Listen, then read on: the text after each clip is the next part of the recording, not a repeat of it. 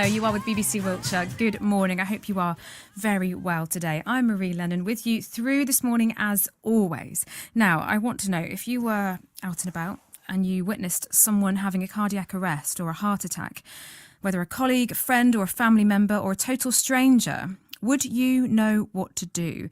It's estimated that 10,000 deaths every year could have been prevented if bystanders knew how to perform CPR. There's an opportunity to learn those life-saving skills today in the constituency office of a Wiltshire MP, North Swindon MP Justin Tomlinson. And the cause is very close to Justin's heart. Thank you very much for coming in. Yeah, good morning. So tell me about your connection with this. So I'm the honorary vice president of the British Heart Foundation here in Swindon. And I've done a huge amount of work in the 7 years I've been an MP supporting the British Heart Foundation in Parliament and locally. And it's because when I was 12, I was with my father. My parents owned shops. In the evenings, my dad would go off to go and collect the money from the Starport shop a little bit further away from where we lived. And I was with him, popped into the shop. He was longer than I thought he would be. And I thought I'd seen him wave at me from the corner of my eye. And I thought things didn't seem quite right. Went to the shop, called him, couldn't find him. And just as I was about to leave, I then saw him by the door and he had had a heart attack and he'd collapsed. And I sort of just went into autopilot. I phoned an ambulance. I phoned my mother. I sort of fumbled through some CPR, which I can't remember. We must have been shown some basics because I did okay. And then as soon as I saw some passers-by, because it was in the evening, so it was fairly busy around there, I ran out pretty hysterically, grabbed somebody, and somebody I think was better than fumbling came in. Ambulance came along, but sadly my father didn't make it. And I always vowed that I realised then, obviously, that, you know, these things can happen. You need to have those skills.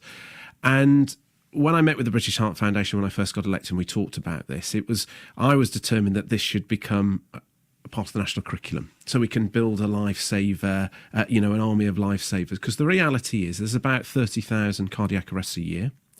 You have roughly a 12% chance of survival. And for every minute that you don't get CPR, your chances of survival fall by about 10%. And the thing that worried me most when I was looking at all of these statistics is I thought, well, the problem is you don't conveniently always have a heart attack in front of a group of people. But the reality is you often do. More often than not, there are witnesses, and witnesses panic, and we all would panic. You all, this is an awful thing. But you wrongly think more often than not that you would do more harm than good. And the reality is you cannot do worse than do nothing. Mm-hmm. And then the next thing is that people think, well, I don't want to give the kiss of life. And that puts a lot of people off. But actually, you can do a huge amount without ever doing that. Just doing the compressions. Doing the compressions, you can keep people going. And I was fortunate enough, as part of this campaign in Parliament, cross-party campaign, to meet Francis Mwamba, the old Bolton Wanderers footballer, who was kept alive. Well, he had technically died 50 minutes on a pitch.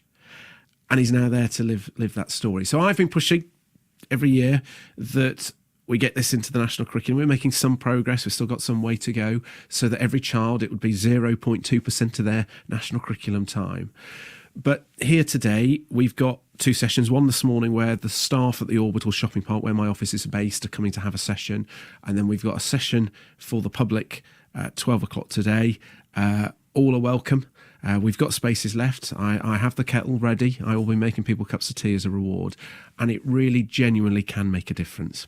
This must feel like something that you can do as an MP, which is so positive, using a horrible experience that you've had as a 12-year-old, but being able to find the right people and actually do something about it. Yeah, and it is, and it's such an easy thing to do. That training, anybody can do that. As I said, doing nothing is the very worst thing.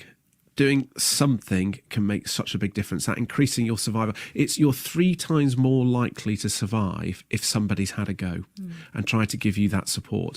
And, the British Heart Foundation, they're an amazing charity. I've worked with them to get the defibrillators into public places, to provide more of these training opportunities. And the reality is, if you can do this just once in your lifetime, you'll be pretty well equipped to make that difference should you be unfortunate enough to see this happen. Does it give you some comfort to know that you did try and you had bit of basic knowledge and you gave it a go. Absolutely, because being honest, I know my mum desperately wishes she could have swapped positions because she thinks, well, hang on, there was a 12-year-old there. What would have happened? I have the peace to know that I did everything I possibly could. But too often, and I said this, when I first got involved in the campaign, that there are crowds watching and everybody thinks somebody else will step forward. Everybody thinks, actually, no, I could break somebody's rib. Do you know what? I'd rather have a broken rib and know about it. And that's the thing, you people going in and the British Heart Foundation have done brilliantly with some of their innovative and creative adverts over the years, where they use the Bee Gees Staying Alive theme tune and you do the compressions to there. So it's a fun training session. And if only everybody could do that, because there is a good chance that at some point you might need to use those sorts of skills. That's why I desperately want it into the national curriculum, so then we can have a generation of lifesavers on hand. This isn't the first time I've done this session today. I really hope it will be well attended. I just want people to give up. It's 45 minutes, an hour. There's no exam. There's no pass or fail. I will make everybody a mug of tea and be very grateful for them coming along. And then maybe one day somebody that will have gone through one of these sessions will be in a position to make a difference. And I just, believe me, I know how important that is. What needs to happen to get this on the national curriculum? Well, everybody agrees. Teachers agree, the government agree in principle. Doesn't matter which political party you are. I think this is occasionally you have a campaign that sort of everybody agrees in. The reality is that we've allowed schools to choose the sorts of things that go outside of the compulsory parts of the national curriculum. I personally think every school has to have a fire drill. I think it's not unreasonable that every school should also do emergency life-saving skills. I think it should be just one assembly. As I said, it's not a pass or fail. They don't need to become fully qualified that they can then go and give training. They just need a reasonable basic grasp of the skills that are required. Not just doing the CPR, but to know to phone 999 as quickly as possible, because the faster the professionals can get there, the better. And I don't think this would be a particular big ask of schools. And as I said, there's been extensive surveys of teachers and schools, and they are broadly supportive. My understanding is we're probably not a million miles away from getting there, and I won't stop pushing until we can get that.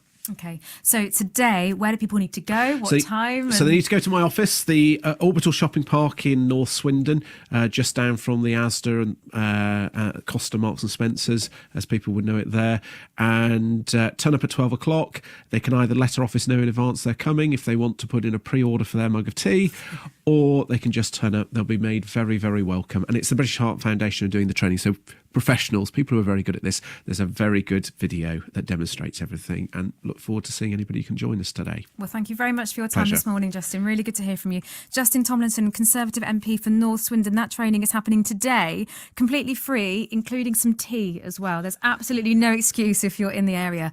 I'd like to know from you today, would you feel confident that you would know what to do if someone was having a cardiac arrest in front of you in the street as you're walking out later on today? Obviously, we hope it doesn't happen, and it's a horrible situation to be in, but do you feel that you have the skills to be able to act? And have you had to do that in the past? 03459 513366. I'd like to hear from you this morning. You can also text 81333 is my text number. Start your message.